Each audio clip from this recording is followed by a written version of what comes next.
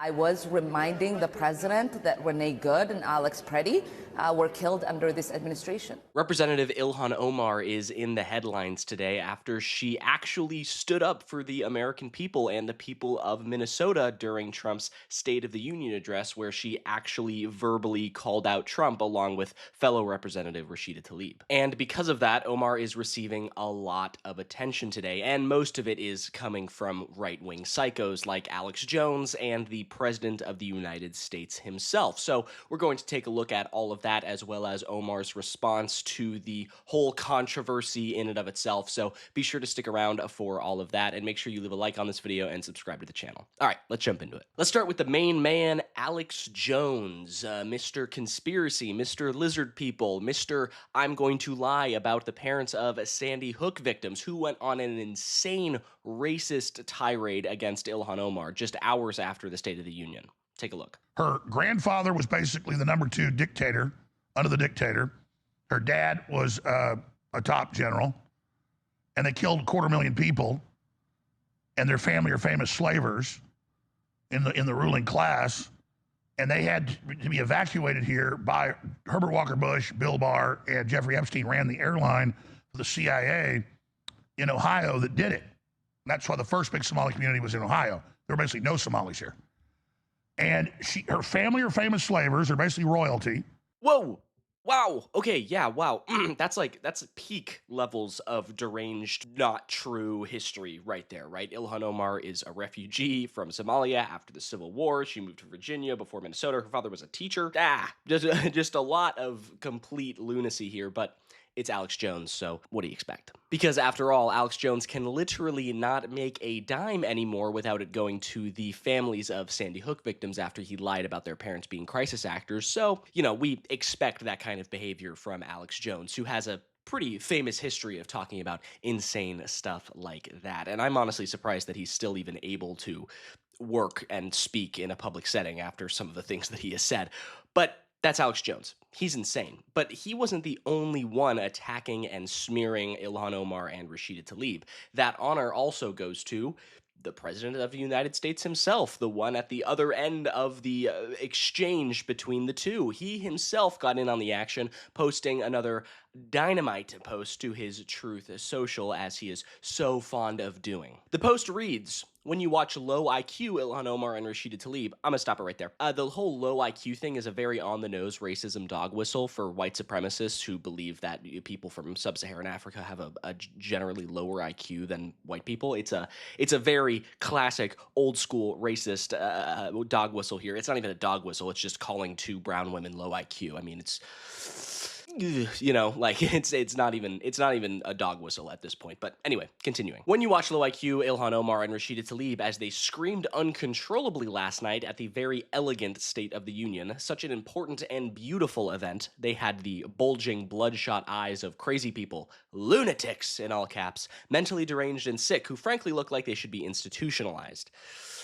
Ugh, okay, all right, Donald. Let's cool it a bit. How about that, huh? When people can behave like that, and knowing that they are crooked and corrupt politicians, so bad for our country, we should send them back from where they came as fast as possible. Right? Yeah, send them back to where they came from. Wow. All right, that's classic. Again, two U.S. citizens, by the way, 2 U.S. citizens, 2 elected representatives. Interesting. No mention of Al Green there, by the way, who also interrupted the speech. Don't know what that's about, but the levels of bigotry here are next level, right? I mean, he's got the misogyny baked in there, right? As the screaming, lunatic women, right? He's got the racism, right? They're from other countries, and they're brown women, and they're outspoken. How dare they? The xenophobia. Oh, they should go back to where they come from. It's like a triple decker of intersectionality hatred coming from the President of the United States right here. It's one for the ages, really, truly. Let's see. Let's continue. They can only damage the United States. They can do nothing to help it. They should actually get on a boat with Trump deranged Robert De Niro, another sick and demented person, I believe, with an extremely low IQ, who has absolutely no idea what he is doing or saying, some of which is seriously criminal. When I watched him break down in tears last night, much like a child would do, I realized that he may be even sicker than crazy Rosie O'Donnell. Wow, a Rosie O'Donnell mention in 2026 from the big man. It's like Trump lost his brain functionality in 2019 and has just been like coasting off of the memory bank of people who slighted him back in 2016, because him mentioning Rosie O'Donnell here is like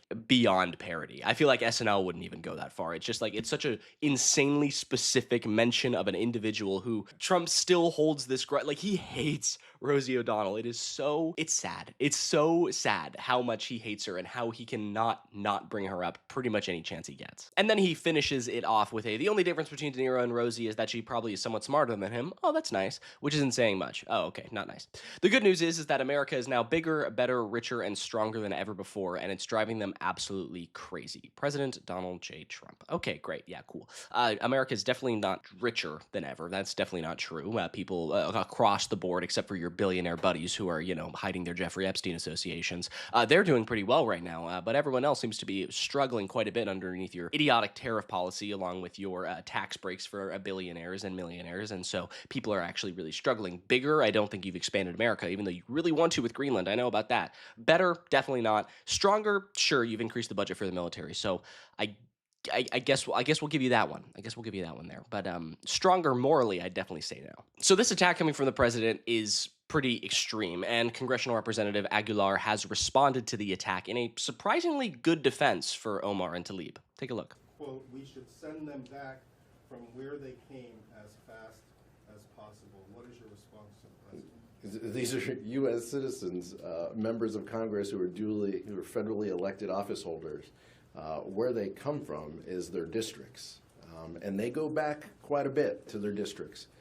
Those two members are as in touch with the pulse of their communities as any two members we have in the chamber. I feel as though in this moment, every Democrat who does not stand firm and defend Omar and Tlaib are basically siding with the racist Republican Party in this moment, right? Because we know the GOP is too far gone, right? They're off holding Klan rallies and drooling over bigoted hockey players and trying to cover up their Epstein associations. So they have no moral backbone. They have no moral compass or spine, but Democrats do, and they have this opportunity right now to build inroads with the progressive side of the Democratic Party by actually standing up for Omar and Tlaib and joining in that message, because Omar's actions right now are popular, right? People see her interrupting the speech and shouting at the president as actually a form of defiance, because 60% of the country doesn't like what Trump is doing, right? If not more than that. And so they see someone actually in the Democratic Party fighting against Trump, and that has popular support, right? Rather than just the wishy-washy, either not going at all or just like sitting there quietly and applauding the president when he's saying some of the most deranged things, right? I feel like the Democratic Party actually needs to act as an opposition party to Trump in this moment. And Omar is doing that. And the Democratic Party, I think, should follow her lead on that one, because everyone is talking about what Omar did. It's popular. It's the story. She's getting the press. She's getting the coverage. She's getting the interviews. It's clearly a message that Americans agree with, and she looks badass doing it. Penalties for public officials who block the removal of criminal aliens, in many cases drug lords, murderers all over our country. They're blocking the removal of these people out of our country, and you should be ashamed of yourself. Yeah, Donald Trump is the one who has to answer for his name appearing in the Epstein files 36,000 times. The redacted ones, the unredacted ones, a million times. But the Epstein files and his administration is killing American citizens. He is giving tax breaks to billionaires. He is ruining America's relationships with trade partners across the world. He is the one that should be ashamed. And even through all of this hate, all of this bigotry, all of these right-wing psychopaths, Omar is standing strong. Do you have any regrets at all about the interaction we played between you and President Trump just last night? I do not. And I think many people look at that moment when the president says it is our responsibility to protect Americans.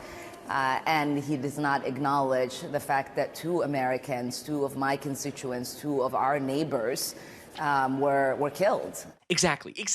The State of the Union was filled with lies, right? We've known it. You've seen the clips. You potentially watched the thing. If you did, along with me, I did watch it.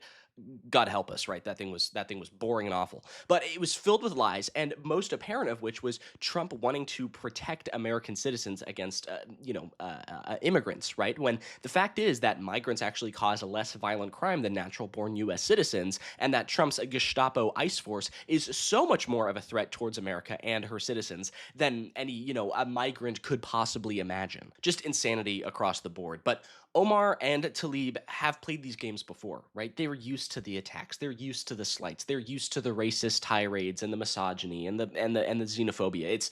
It's a very unfortunate reality of being a proud, open Muslim woman who has progressive politics, right? Something that is very shunned on in America right now. So she's used to it, right? And she's been through the hardships and the struggle. This is an ordinary Wednesday for her, right? Which is, again, very unfortunate, but she knows how to play this game. She knows how to navigate these avenues, and this will not dissuade her. This will not push both Omar and Tlaib down. They are going to continue fighting because they have a strong moral compass. They have good ideology. They have consistent policy, right? And this isn't going to stop them. So good on her for speaking up and reminding American citizens that there are still members of Congress fighting this regime. But I think that's going to do it for me. Thank you so much for sticking around until the end. Again, if you like this video, be sure to leave a like down below. Comment your thoughts. I would love to hear all about them, and subscribe. Just do all that good stuff. Have a good day. I'm Iago Lashua. Goodbye.